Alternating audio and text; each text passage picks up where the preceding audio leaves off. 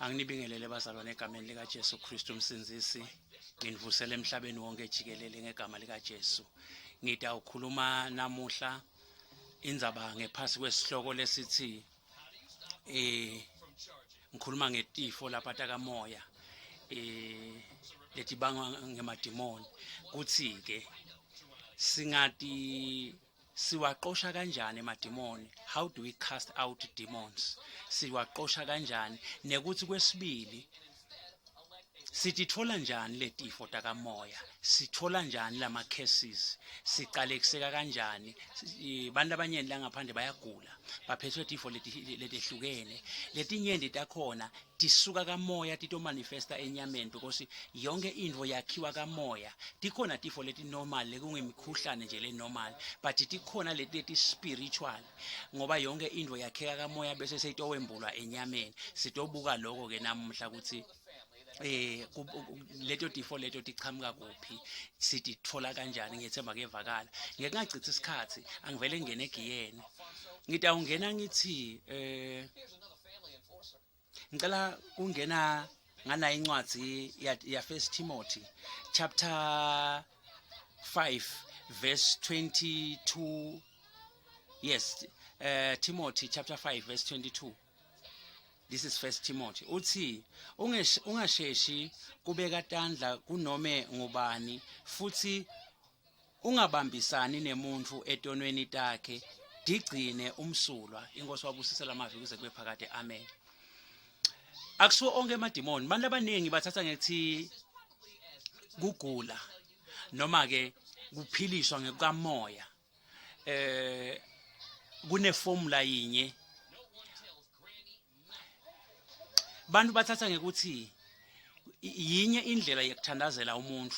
Nakuthiwa nje umuntu uthi ngumthandazo, bantu bathatha ngekuthi yinye indlela, like there is one formula yekuthandaza. Namhla ke ngifuna lokukuvetela ukuthi ayisiyo yinye iformula yekuthandaza. Ngiyethemba kuyevakala. Kodwa naloyo kuya ngesembulo sasimakade ukuthi lona umuntu umthandazele kanjani. Ngiyo iBhayibheli lapha khuluma umpostoli Paulus la utshela Timothy uthi ungasheshi kubeka tandla abantu. Ungasheshi nje ubeke tandla umuntu umthandazele ngoba funa usuku uhlanganyele naye etonweni takhe. Uthi ungahlanganeli nemuntu etonweni takhe, digcine umsulwa. Kuyavakala. Na Jesu ukhulumile wathi akusiwo onke emadimoni laphuma ngemthandazo. Kuyavakala. Ake sesente sibonakaliso lesifishana khona kutosheshe kuvakala. Sithola encwadzini yemakhosi kusuka indvodza lapha isuka eSyria iya ku Elijah.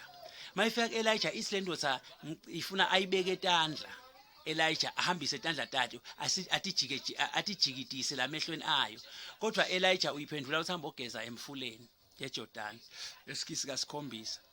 Lendvodza ine formula yayo, but only to discover ukuthi Elijah uyabona ukuthi no lo mlona unesifo sebulephero lo. Funa lo bulephero ngoba niyakhumbula sibantu kade na unebulephero bohlukaniswa nebantu uthi funa ngidawubeka tandla kulomuntu lona ngithole lo bulephero. Therefore Elijah being a wise man of God say no, shona eJordan uyogeza. Akamthinzi umuntu lonebulephero. Nyalo kune corona. No mawuthatha umuntu one-corona nje umbeke tandla uthatha le corona yakhe. Lithi ke iBhayibheli ungasheshi. It's because of these things. Kunalamanye kunaletinye tifo leti takuthelela ngekubeka tandla ugcine sowutaphe lokugula kwalomuntu. Digcine umsulwa. Ngiveta lokho kuze abantu ba-understand lokho ukuthi akusiyo iformula yinye ukuthi sonke isikhathi kufuna uguce phansi thandaza. Asesibuye kuJesu. Jesu uthandazela lo mnye umuntu. Ngiyathanda kubekisa ngalama example lapho because ngema examples are unique. Ukhipha idemoni kumuntu noma ke asengicala ngicethe lapha kuElijah. Kufa umfanyana lapho wemfatwa waseshumnemi.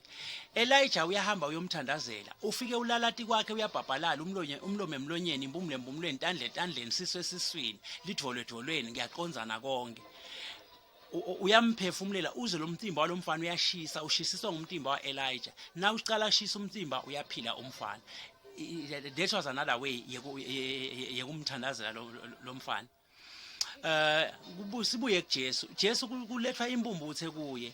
Le mbumbuthe akayiboni lithi Jesu wayibamba ngesandla le mbumbuthe, wayisusa wayikhiphela ngaphandle kwelidolobha. Waphuma nayo la kulomuntu lebeka kuyo, waya ngaphandle waya esigangeni. Nakafika esigangeni, wafika wayifumba ngemathe lamehlweni.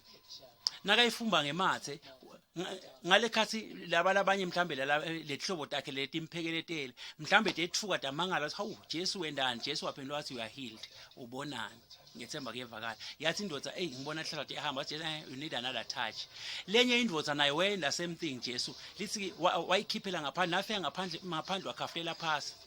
Wabhuqa lidzaka macetha wathatha ludzaka lunemathe wayininza lamehlweni. Namuhla uma ungabuthandazela umuntu umkhafulele ngemathe ungaqwala emaphepheni uthi umfundisi wenda lokhu umfundisele, kodwa tinyanga tenda yonke inonsense ngeke uthole kubhalwe ngisho kunye ngenyanga. Tinyanga bongoko zabantu bathakathi benda everything labayithandzako egameni lekuthi bayilapha abantu, kodwa ngeke uthole sekubhalwe ngabo. Alright, angikho kulokho.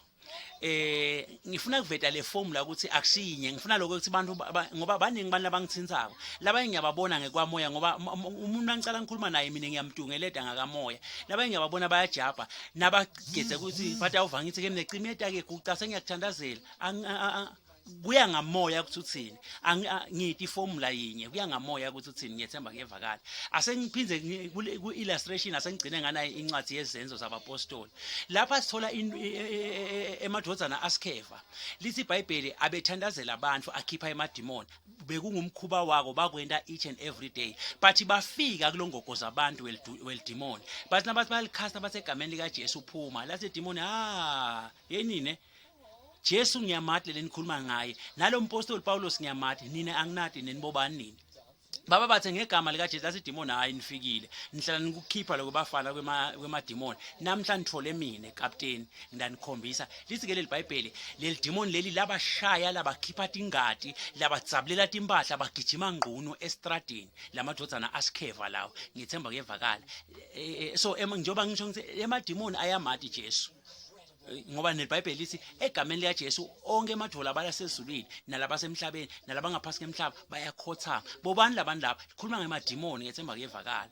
Bayakhothama. So lamadimoni athi siyamati Jesu. So akusiyo iformula yinye yekuthandazela umuntu.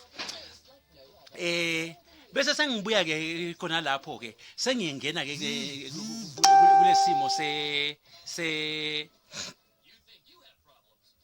sengiyangena ke kuloko ukuthi dilashwa njani le tifo. Ngifuna ucala ngalo ukuthi dilashwa njani bese ngibuya ngithi sidithola njani. Ngingakasho ukuthi sidilapha njani. Ngifuna kuveta nangumuca nangilokhulunywa ngeJesu. Uthi Jesu umuntu uma kwakhishwe umoya lomubi, uma kukhishwe lidimoni kumuntu umoya lomubi, uyahamba lo moya lomubi. Ngoba number 1 banifuna ba-understand ukuthi lidimoni alifi. Umoya lomubi awufi ngoba wafa mzukwana uNkulunkulu awucoshe ezulwini, wafa. So usele ngalomtimba munye wakamoya awusafike loyo mtimba loyo uyawufa kanye esihogweni lokufa kwaphakathi. Nyalo alifi. Na ulikhasta nje ulikhasta out, uyalicosha but hayi ukuthi uyalibulala, awulibulala alifi lidimoni. Na uthi nje wena hey ubulala lidimoni uyadhlupha, alifi lidimoni. Lidimoni liyahamba. So uthi ke Jesu liyaphuma leli demoni lihambe, kepha alihambi permanent. Lihamba kwesikhashana liphindze libuye. Nase libuya litohlola nalithola ukuthi hayi khona la into lakhathi lohlelekile. Liyanqanzeka liyofuna bobhululu.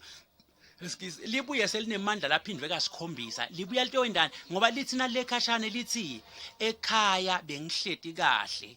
Ngiyanqanzeka ngibuyele ekhaya. Malithe ekhaya lisho kubani? Lisho la kuwe wena lothwelele lidimoni. Ulikhaya lalo. Ngiyethemba kuyevakala. Malithi nje ekhaya bengihleti kahle ngiyajika ngibuyele ekhaya. Lisuke lisho la kuwe lithi liyajika libuya la kuwe. Kunebantu ke lesebalikhaya lemadimoni, emadimoni ahlala kuwo. Ake ngikutshele ukuthi kwendekani ke nalikhishwa lidimoni. Sengishito ngathi liyaphuma lihambe, alihambi permanent. Lisuke lishayiwe ngaleso sikhashana lelo lihambe. Thatha ke nasi sibonakaliso. uma kunebantu abanye bende imistake athi angabona lokukhanya ukuthi nathi into yalunga so yagquma so udwalela nalo mhlambe naleyo mfundisi noma leyo mprofeti nalami nje ngibabonela abanye benda njalo athi angabona ngathi into sethi yalotita athi yakhanya ha naku ngiphila agqumeme lapha leli demon litawubuya naselibuya leli demon libuya ngemandla ngilapho ke bese kuvelela amagama ese hey ngihambe abafundisi bonke ngihambe abaprofeti bonke behlulekile abakehluleki kuhluleke wena ngiyethemba kevakala kuhluleke wena loku understand that demon liyini ngishito lento lena yendeka na Jesu walapha emalepero lang 10 only one lelabuya latothola a permanent deliverance lawa lang 9 akabuyanga aqhoma eva ngathi uthona sekaphilile kanti lidemoni akusinjalo liyabuya ngoba liyakwati ukuthi ulikhaya lalo ngeke nje uthi ngoba balishayile namhla seliyalahleka selihamba umphelwane nemntwana uyamshaya abaleka akhala aphuma khale ayokhalela ngaphandle but uphinza abuye la khaya ngiyethemba kevakala lidemoni ngelifana nembalo olugoya ngoba umbalo olugoya na umshaya ukhala phuma abaleka akakhala hlala ekhaya ukhala abaleke imbala lolugoya nelidemoni ke lenta kanjalo ngiyethemba kevakala so anjalo ke emadimoni futhi ke bese ngishito nangale ukuthi emadimoni akakhishwa ukuthi umuntu ujaye kumbeka tandla kuya ngalesimo kude iformula lebekiwe kuya ngamoya loyingcwele noma kuya ngasimakade ukuthi leli demoni leli lohlobo lolweli demoni lifunani lifuna ukukhishwa kanjani sengishito kunebantu abanye Jesu lelithi iBhayibheli wavela wababeka tandla labanye akhulume lomnye wakho akhulume amagama lasiHebheru athi efatha uyayibona lemvo leyo labanye athi talitha kum labanye asuka khafule evalentwe kuya ngalehlobo lelidemoni kude iformula so nami umuntu nakacela lisito kimi athi hawu emprofeti wathi kunetinkinga manje sithi singadibuka isana letinkinga ukuthi okay kanje anyway sekuvakele ukuthi ngiconze kuthini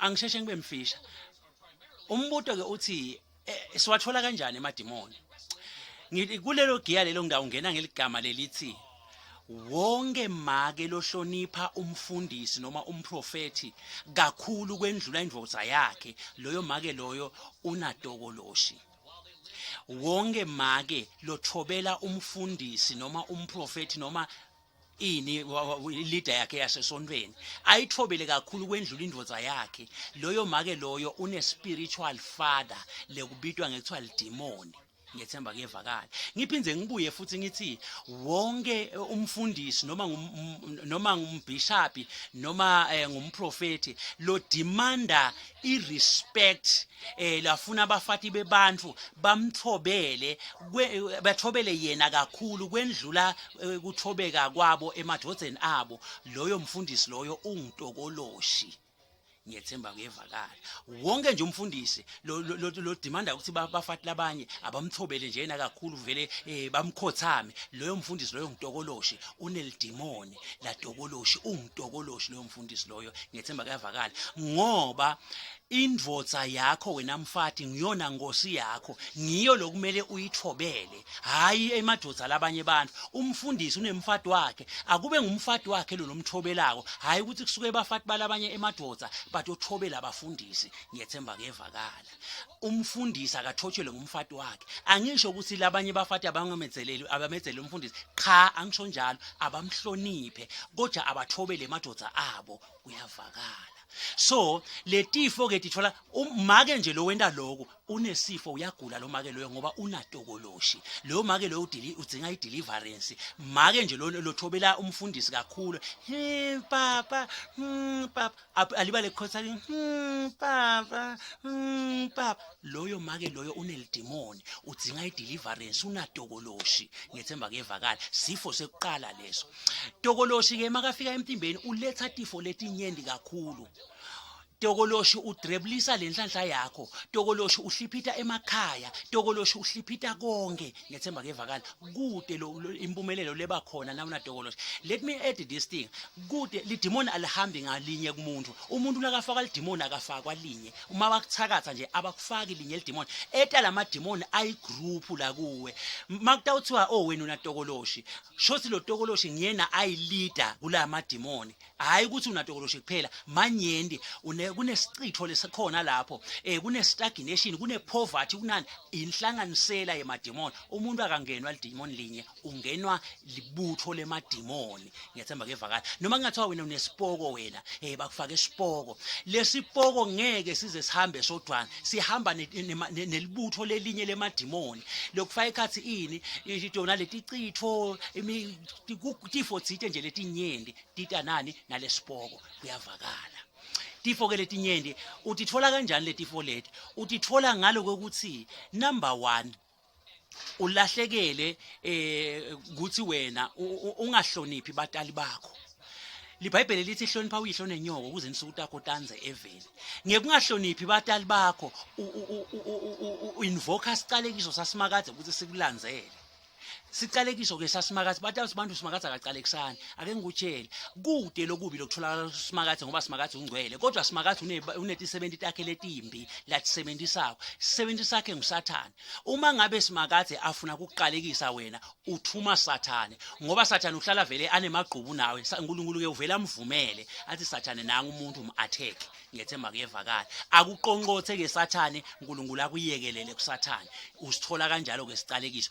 ngekuthi wena batali bakho awubahloniphi ngiyathi ke laba labathanga ngathi bona sebaholi kwendlula leBhayibheli bathi uNkulunkulu akacalisa umuntu wara incwadi mawufunza incwadi ya 1 Timothy chapter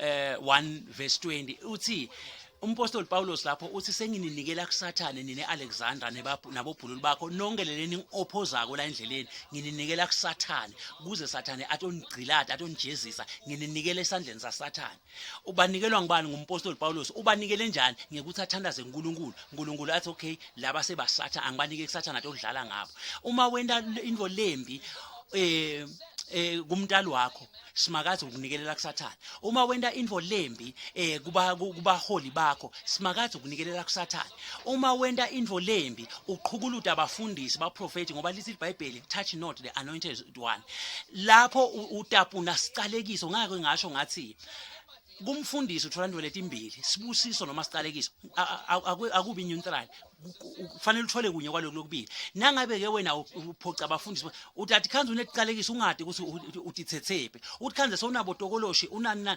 utithetheke labafundisi ngekungade number 3 or number 4 letinye taletiqalekiso tiqhamuka ngekuthi uphoqe umthakathi ngiyethemba kevakala noma ngabe ungumzalwane sibazalwana silingani ngemandla ngamoya asifanani ngake ngathi ngesikhathi kucabana engoko zabantu kanye na GR Joshua ngathi mine bakahle ngoba dinkunzi letimbili leti tibambele tikahle diyekeleni inkunzi letimbili leti mhlambe mangabe baprofeti bobabili bayabambene basesigabeni nangabe babholofiti bobabili balingana ngiyethemba kuyevakala so ngathi kube lo munye bekungumuntu nje beyitaba unfair because lona lomunye utaba neanointing lalela nabongoko zabantu mangikhuluma ngebantu lababathakathi baneligcobo lwasathane labandaba ngesikhathi nje umphoqa uprovoke emadimoni uhamba nemadimoni umthakathi nje uhamba asarandwe ngemadimoni lamanyeni ngaloku umphoqa nje ukusuka lamadimoni akuhlasela kanjalo ke nalabasimakathi bahamba bakutungeletwe dingelozi tekulunga ngethemba kevakala ngale khani ulwa nabo wena ubaphoqa nje usimakathi uthi titha takho kuyaba titha takhe kuyavakala so lokho utibeka kuphi ke wena ku firing line ngiko ke abantu abanyeni banetifo letinyenti akamoya labangathi understand ukuthi tiqhamuka kanjani tiqhamuka kanjalo tifo letinyenti letiphethe abantu emakhaya letinye ke tiqhamuke ngekuthakatha letiqhamuka ngekuthakatha ke tifo mhlambe makhelwane unemona whatever noma ekhaya emndenini most of the time tisemndenini letifo leto leti qhamuka ngekuloya tisekuhlotsheni noma ke kubantu aba close to you donke tifo leto kepha ke indlela yekuthi khipha sengishito ukuthi lonke lidimoni liyakhuteka egameni lika Jesu liphume lihambe yingcina uthole the right formula ngoba naloyo une formula yakhe na uthole the right formula yekhipha esikisi lelidimoni lakho uphinde uvale nalelithuba lekuthi lingene njani lelidimoni because uthi Jesu